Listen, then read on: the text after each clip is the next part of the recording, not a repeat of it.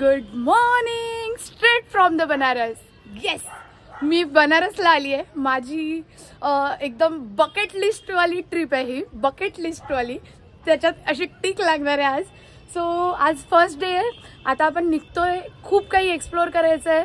काही प्लॅन नाही आहे, कारण मला ही ट्रिप अशीच हवी होती, अनप्लॅन हवी होती. मी काय करणार आहे, कुठे जाणार आहे, काहीच फिक्स नाही आहे. मी जस्ट आता निघणार आहे. सो मजा करूया, मजा करूया.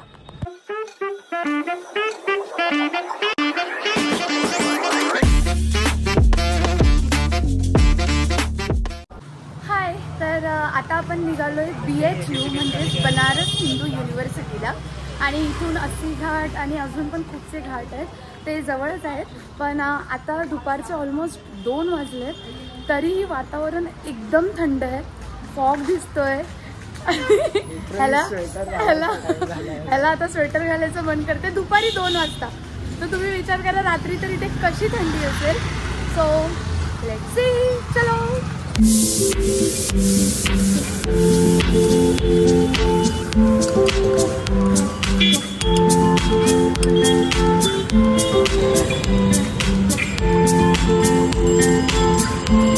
पाणीपुरी खाल्ली आता इथे बनारसमध्ये एका ठिकाणी. खूप छान होती, खूप छान होती. आणि सगळ्यात महत्त्वाचं, 10 रुपयाला 5 पाणीपुरी होत्या. 10 रुपयाला. मुंबईवाल्यांनी काहीतरी शिकलं पाहिजे बनारसवाल्यांकडून. What is this behaviour? Banaras Hindu university म्हणजेच काशी हिंदू विश्वविद्यालय, याची स्थापना 1916 मध्ये पंडित मदन मोहन मालवीयजी यांनी केली. Banaras Hindu university 6 institutes, 14 streams and about 140 departments मध्ये ऑर्गनाइज केलेली आहे. आता आपण आलोय श्री विश्वनाथ मंदिरला. बनारसमध्ये बेसिकली 2 मंदिर आहेत. एक काशी विश्वनाथ जे मेन मंदिर आहे ते, आणि इथे बनारस युनिव्हर्सिटीमध्ये त्या कॅम्पसमध्ये एक श्री विश्वनाथ मंदिर आहे. सो आपण पहिला आता इथे आलोय आणि मग आपण नंतर तिथे जाणार आहोत. बनारसची अजून एक खासियत म्हणजे तिथल्या प्रत्येक गोष्टीत तुम्हाला क्रिएटिव्हिटी दिसून येते. इथल्या प्रत्येक व्यक्तीत एक कलाकार लपलेला आहे असं म्हणायला देखील हरकत नाही. इथे काही आर्टिस्ट होते जे आलेल्या पर्यटकांचे लाईव्ह पोर्ट्रेट्स काढत होते, ते देखील अगदी हुबेहूब. आता आपण मंदिरात जरी असलो तरी इथला परिसर इतका शांत आणि प्रसन्न होता की युनिव्हर्सिटीमधले कितीतरी स्टुडंट्स इथे अभ्यास करायला देखील आलेले होते. अनेक जण आपले असाइनमेंट्स कंप्लीट करत होते, अनेक जण आपली कला सादर करत होते, which was very interesting.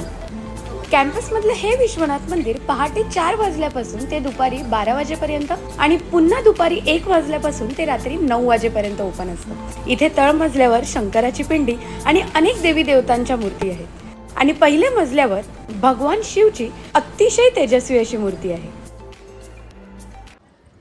So आत्ताच आम्ही हे जे श्री विश्वनाथ मंदिर होतं ते पूर्ण फिरलो. आणि आजूबाजूचा जो परिसर आहे तो इतका सुंदर, नीटनेटका आणि शांत आहे. अगदी पीसफुल. म्हणजे मी प्रसन्न बोलणार होते, हा पीसफुल बोलला. इथे बसून खरंच खूप छान वाटतं आणि प्रसन्न वाटतं आहे. प्रत्येकानं आलं पाहिजे.